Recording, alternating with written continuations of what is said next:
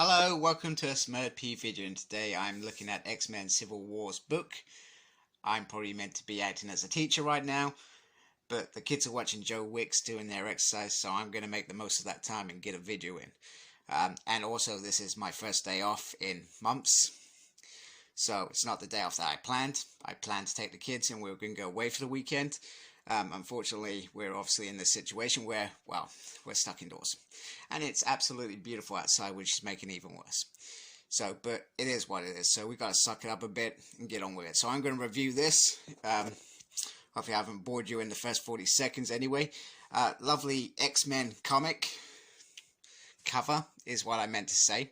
Lost my footing. And we have this classic picture of Wolverine. And it kind of reminds me of a bit of anime in this book. We have the White Queen on the side, which is very nice. Now these hardback books are actually very hard to get, and I got quite lucky. I completely dismissed the X-Men one. I loved the X-Men one, but I completely dismissed it the first time round because I had it in paperback, so why would I get the hardback? But if you have all these books, they look beautiful on the shelf. There's also that Civil War slipcase that came out a few years back. Super hard to get, super expensive, like the Infinity Gauntlet slipcase. But they do look beautiful. So what have we got in this book?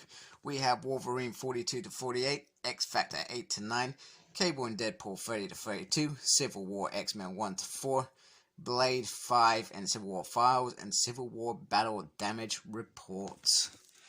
Let's see if I can slip this off the top. Very gently. And then we got a little synthesis about what the Civil War is. Classic tale back in 2006, if I remember correctly. Probably the first Marvel event and not X-Men event that I deliberately went out to read, and I thoroughly enjoyed. It's a talented team that work on this book. Let me just gently put that to one side, out of the way. Side, so if you do lose the cover, you get this nice side, and you've got this on the front, which absolutely looks stunning. I'm not sure if you can see it, but it's kind of like a blue, kind of tinted. So it does come out really, really nice. And so there we go. We've just talked about the content. There's quite a lot in here. And then we got this picture from the X-Men 1 to 4 miniseries. So I'm not always a fan of X-Men jumping into the bigger universe. I like them staying theirs.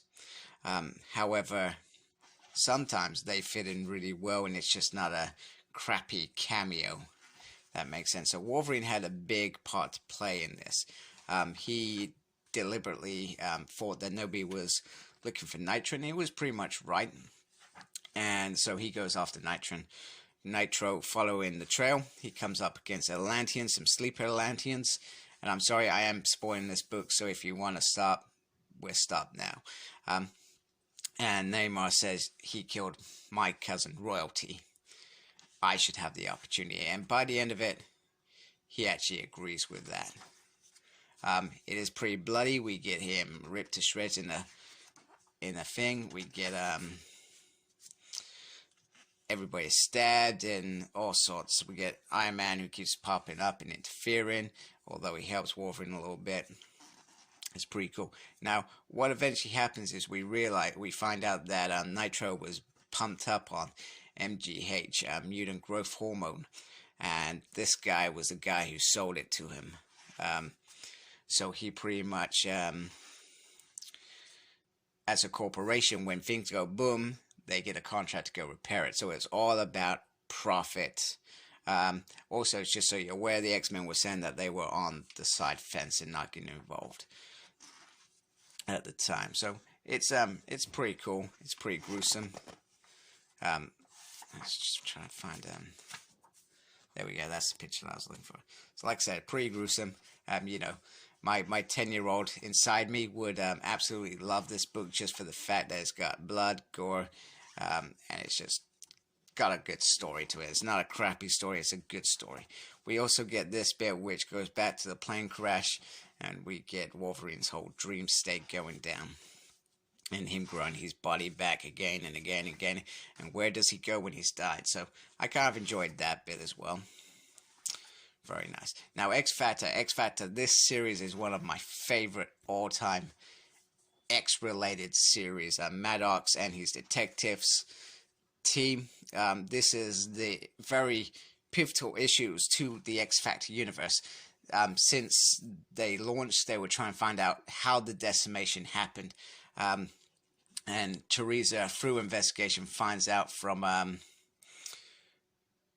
Spider-Man basically what happened, and that the X-Men knew the whole time, which leaves them furious. You've also got Layla Miller playing into this series very well, with Quicksilver, her nemesis. It's quite fun. Quicksilver was meant to die. It didn't pan out that way. They also get caught up in, how does this fit into Civil War? They get caught up in the Civil Wars Act. Maddox goes off to think about everything about the Registration Act, and he ends up helping, I think, one of the New Warriors, if I remember correctly. And they stand after fighting the X-Men, which spring, because Maddox just says, you know what, I got plenty more, whatever you got. And they end up standing up against Registration Act. Now, Cable and Deadpool, I love this series. Well, got the omnibus.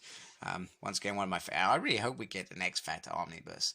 That is well overdue, and I really do hope we get that at some point, but I'm not sure how they would do it. Would they start right at the beginning, do the first team, then the second team, and then do the third team, and then just keep it? Because you could probably, with XFactor, keep the whole going through, even though the third outing starts at 1, but it ends up going back into the normal numbers. So back to Deadpool. Deadpool wants in. He wants to be an agent of the government and go after all the bad guys. And he actually figures out who these guys are. Something about Rockwell, if I remember rightly. He figures it out. So Cable's role in this, other than tying him up and leaving him to need a pee, is to make him realize what on earth's going on. Now, this isn't just about attacking the president and stuff. He actually makes Deadpool, an agent of the government, look so bad that the government who are doing the Superhuman Registration Act looks absolutely ridiculous. The X-Men, I loved it. It's kind of like an old versus new X-Men kind of thing. So we got the 198 that are in camps. They decide they've had enough of it, feeling like a prisoner of war camp. They got the Sentinels around them. They have enough. So they rebel. They escape. And they go to a bunker far, far away. One of Nick Fury's. So Lucas wants in on the Civil War Act. He believes in all that policing and stuff like that. Meanwhile, the 4 original X-Men that are left, Angel, Iceman, Beast, and Cyclops, go off on a little boys' outing to go find them and save them discreetly. It doesn't really go discreetly anyway, but they are allies. Meanwhile, this guy, Laser, I think his name's Laser, General Laser, or General something, is using this guy. This guy has been collecting DNA of people, and he can control them. He becomes like a puppet master through this little creature, even though he hates it and says it's disgusting. You know, for example, he is taking over magma, etc. So this is a task team. We got Sabra, Maxi something. I'm sorry, I cannot remember his name, because he's not a big part of me. Anyway, he's got a bit of Cyclops' DNA, so while they're trying to get in the bunker, he takes over Cyclops, and you know, he almost kills Bishop with that much raw power. Inside the bunker, we find that they're also manipulating things, and they want to blow it up, so they set it up to blow up. Meanwhile, Laser gets his corruptions, not only by getting his legs break, but with the creature, he actually snaps his neck, which is pretty cool and pretty poetic. by the end of it. So there's only one way to get in the bunker. It's pretty much impenetrable, and it's these two working together. Cyclops feeding it to Bishop, and Bishop blowing it up, and it almost ends disastrous without the help of his old friend Leech, which I find quite nice. XFactor coming in there, and then they save the day basically, and Bishop wants to carry on working with them. There's a hidden agenda with that, which comes in Messiah Complex, where he uses nanotechnology to take out the Sentinels. I think he kills all the operatives in there, which is quite even though Lucas Bishop at that point was probably going a bit crazy and doing things that he probably wouldn't do. There's a nice bit with Wolverine and Blade, a backstory here, where they have a little fight, and then they remember that, oh wait a minute, back here we did this. The files on the end of this is quite extensive. They've got quite a few characters on here, so they go through the whole shebang, and they did this in the original books as well, so it's not like it's anything new, but it's very, very cool.